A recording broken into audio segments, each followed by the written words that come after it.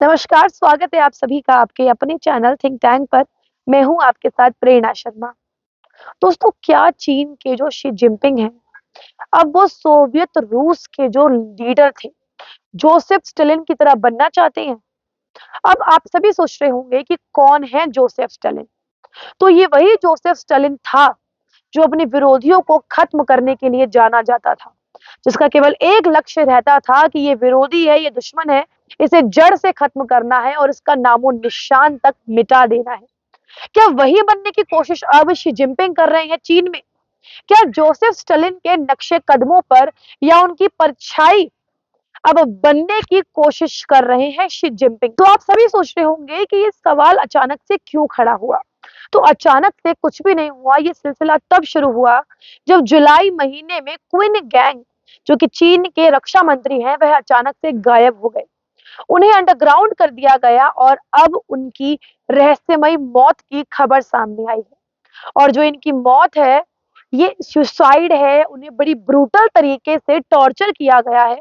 इन चीजों में अभी पक्षपेश बना हुआ है, लेकिन जो खबरें सामने आ रही हैं उससे इतना क्लैरिफाई हो चुका है कि क्विन गैंग को बुरी तरीके से टॉर्चर किया गया, क्योंकि चीन के ही एक आर्मी अस्पताल ने उनकी मौत की पुष्टि दी है।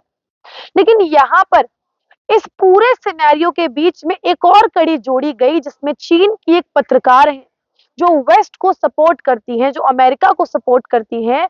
उनके अफेयर की जो खबरें हैं वो क्विन गैंग के साथ भी सामने आई। जो बताया गया कि जो रिपोर्टर है और जो क्वीन गैंग है, उनकी एक औलाद भी है, जिसकी तस्वीर इस रिपोर्टर ने अपने सोशल मीडिया हैंडल पर साझा करी। लेकिन अब खबरें आ रही हैं कि यह सारा सिनेरियो क्रिएट किया गया एक पक्ष से ध्यान हटाने के लिए, और जो भी लड़की का चक्कर दिखाया गया बाबू भैया, वो पूरा चक्कर एकदम गलत था।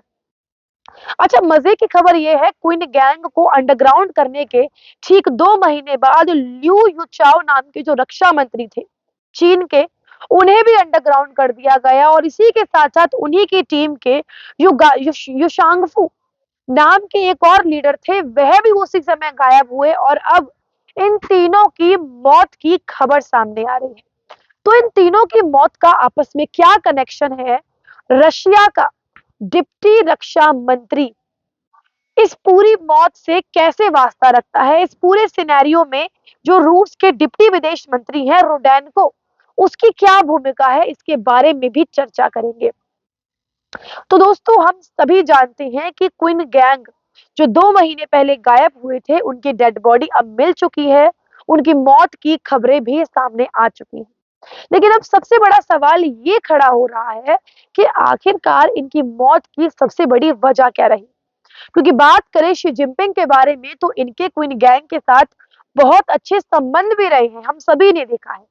अच्छा, ये पिछली बार भारत भी आए थे, जब इन्होंने हमारे माननीय एस जयशंकर जी के साथ मुलाकात की थी। ये वही क्वीन गैंग है, लेकिन अब इनकी मौत हो चुकी है।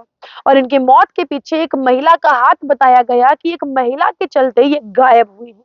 लेकिन अब जो सच्चाई सामने आ रही है, उसके तहत बात करें तो एक रिपोर्ट के मुताबिक ये खुलासा किया है रूस के डिप्टी विदेश मंत्री रुडेनको ने, कि उन्होंने शी जिनपिंग को एक खबर दी। और वो इतनी बड़ी खबर थी, इतनी बड़ी खबर थी कि शी जिनपिंग शक के आधार पर ही सही, लेकिन क्वीन गैंग को जिंदा नहीं देखना चाहते थे। और वो खबर थी, पॉलिटिकल की रिपोर्ट के मुताबिक ये बातें सामने आई थी कि क्वीन गैंग जो विदेश मंत्री थे, और युशांगफू और एक और जो लीडर विदेश मंत्री थे वहां के, उनको लेकर ये खबरें सामने आई कि अमेरिका को जो जो चीन के न्यूक्लियर जितने भी सारी पावर थी, जितनी भी नई तकनीक थी, जितनी भी नई नीतियां थी, उन्हें बेच दिया क्विन गैंग ने अमेरिका को। अब जब ये खबर शी जिनपिंग को पड़ी, तो शी जिनपिंग जोसेफ स्टालिन की तरह ये ठान लिए कि भैया विरोधियों का खात्मा करना है, क्योंकि उनकी नजरों में क्विन गैंग अब विरोधी थे। और इन तीनों के ही बारे में मैं बात कर रही हूँ, क्विन गैंग, युशांगफू और ल्यू युचाओ के बारे में, कि इन तीनों ने मिलकर ये पूरा सिनेरियो क्रिएट किया। और इन तीनों ने मिलकर न्यूक्लियर जितने भी सिस्टम थी, न्यूक्लियर जितनी भी नीतियां थी, उन नीतियों को बेचा अमेरिका को। जिसके चलते रुडेनको ने शी जिनपिंग को ये खबरें दी और तब शी जिनपिंग ने ये सारा कदम उठाया। यानी कि केवल शक के बिना पर उन्होंने अपने एक बहुत करीबी क्वीन गैंग को मौत के घाट उतार दिया। ये खबरें सामने आ रही हैं और अब आप सभी सोच रहे होंगे कि इनका कनेक्शन क्या है। तो कनेक्शन ये है कि रुडेनको के रिपोर्ट में इन तीनों ही नेताओं का नाम था और ये तीनों नेता एक साथ गायब हुए और एक साथ इनकी मौत की खबरें सामने आई। तो ये सारी चीजें अपने आप में एक बड़ा सिनेरियो क्रिएट करती हैं, जो अपने आप में ये दिखाती हैं कि कितनी कैसा लोकतंत्र तो खैर है ही नहीं। हम भारत में रहते हैं, हम लोकतंत्र में रहते हैं, कितनी अच्छी बात है। यहाँ विरोधियों को इस तरीके से खत्म कर दिया जाता है, ना पता चलता है कहाँ गए, कैसे गए, किसने गायब किया, और वो भी शक के बिना पर। शी जिनपिंग को केवल शक है कि ये जो व्यक्ति है ये हमारे साथ धोखा कर रहा है और धोखे के आधार पर एक पूरे व्यक्ति की टीम को ही खत्म कर दिया जाता है।